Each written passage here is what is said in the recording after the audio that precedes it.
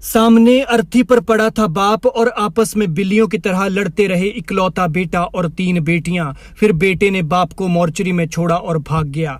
तमाशा देखती रही दुनिया और दुनिया छोड़ने के बाद अंतिम संस्कार के लिए तड़पती रही बेचारे बाप की देह। उस बेटे ने ना माँ की अर्थी को कांधा दिया, न बाप की अर्थी को हाथ तक लगाया। बीवी के प्यार में बेटा बन गया जोरू का गुलाम। 20 साल पहले छोड़ दिए थे माँ बाप।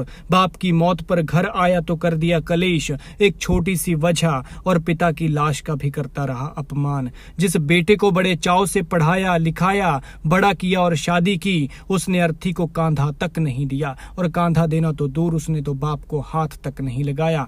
और फिर बेटे के होते हुए बेटियों को निभाना पड़ा बेटे का फर्ज। वो जो कहते हैं कि हमें बेटा चाहिए, वो जरा इस खबर को ध्यान से देख लें, और वो भी जो बेटियां होने पर भगवान को कोसते हैं। एक बाप भला इससे ज्यादा और कितना अभागा होगा और कितना बदकिस्मत होगा कि बेटा होते हुए भी जिसके चिता को बेटे से मुखाग्नि न मिले। मौत के बाद उस बेचारे की आत्मा भी खुद की किस्मत को कोस रही होगी। एक बाप के लिए उसके सभी बच्चे बराबर होते हैं, फिर चाहे बच्चे 2 हों या 20 हों।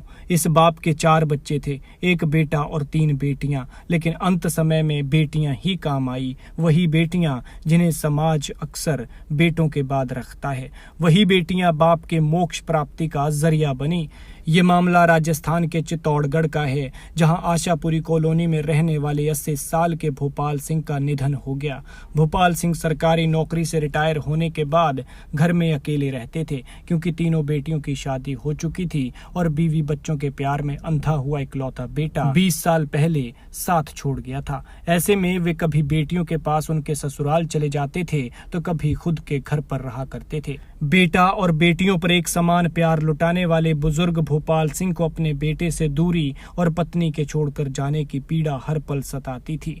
भोपाल सिंह की तीनों बेटियां उन्हें लगातार फोन कर रही थी, लेकिन भोपाल सिंह की तरफ से कोई भी जवाब नहीं मिल रहा था। ऐसे में बेटियों को चिंता हुई तो उन्होंने पड़ोसियों को इसके बारे में बताया, और पड़ोसी जब भोपाल सिंह के घर पहुंचे तो दरवाजा अंदर से बंद था। काफी खटखटाने के बाद भी जब दरवाजा नहीं खुला तो पड़ोसियों ने दरवाजा तोड़कर अंदर देखा तो भोपाल सिंह मृत पड़े थे। बाप के दुनिया छोड़ने की सूचना पर कोटा से उनका बेटा घर आ गया और उसके बाद शव को अस्पताल की मोर्चरी में रखवा दिया गया। फिर जोधपुर, कोटा और बांसवाड़ा से तीनों बेटियां भी चित्तौड़गढ़ पहुंची। वीरवार को परिजनों की मौजूदगी में शव का पोस्टमार्टम कराया गया और फिर परिवार के लोगों को शव अंतिम संस्कार के लिए सौंप दिया गया। इधर पोस्टमार्टम के दौरान ही भाई बहनों के बीच विवाद हो गया। ऐसे में नाराज बेटा शव को वहीं छोड़कर वापस कोटा के लिए रवाना हो गया। बड़ी बहन चंद्रकला ने बताया कि उनका भाई पिता के शव को कोटा ले जाना चाहता था, लेकिन जब तीनों ही बहनों ने इसका विरोध किया तो कथित रूप से अपने चचेरे भाई के साथ वो मारपीट पर उतारू हो गया।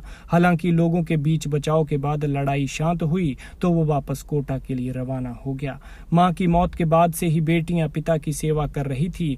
ऐसे में पिता के अंतिम संस्कार करने की जिद को लेकर भाई और बहनों के बीच में विवाद हुआ।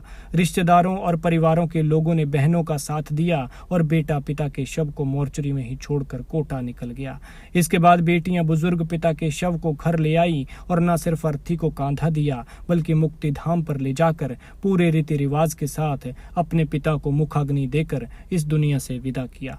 पिता की विरह में आंखों से बहती अश्रुधारा लिए बेटे का फर्ज निभाती बेटियों को देखकर अड़ोसियों पड़ोसियों का दिल भी पसीज गया और उनकी हृदय की पीड़ा आंखों से आंसू बनकर आंखों से बहने लगी।